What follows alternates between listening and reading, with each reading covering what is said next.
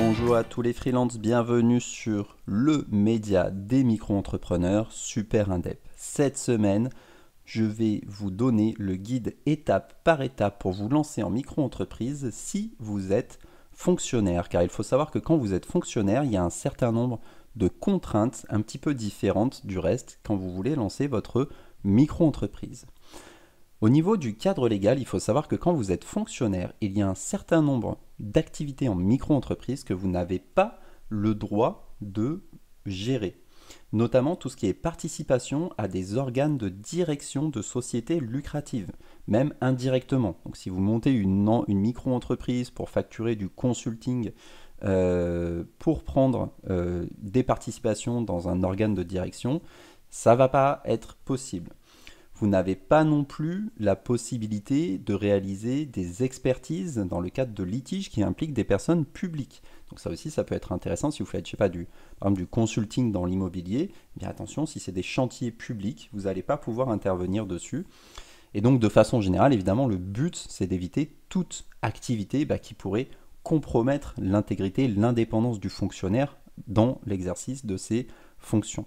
Mais à part ça, globalement, vous pouvez à peu près tout faire, donc du consulting, de l'enseignement, des activités sportives, du service à la personne, de la vente de biens en ligne ou des petits travaux par exemple. Mais évidemment, votre activité ne doit pas perturber l'exercice de vos fonctions. Ça, globalement, c'est vrai, en fait, peu importe que vous soyez fonctionnaire ou pas. Et ne doit s'exécuter qu'en dehors des heures de service. Donc ça aussi, en vérité, c'est deux restrictions qui sont vraies dans tous les cas, que vous soyez fonctionnaire ou pas. Quand vous lancez votre micro-entreprise, si vous êtes aussi salarié par ailleurs, évidemment, ça ne doit pas empiéter sur votre activité salariée puisque vous avez signé un contrat de travail. Maintenant, quand vous vous lancez, évidemment, il faut quand même vous poser la question, à titre personnel, est-ce que c'est le bon moment pour moi? Est-ce que ça correspond?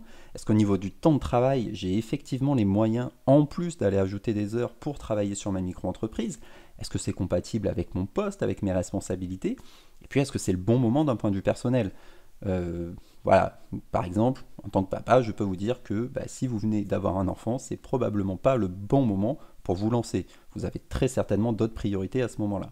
Et il vous faudra de l'énergie, évidemment, pour pousser, pour faire réussir votre micro-entreprise.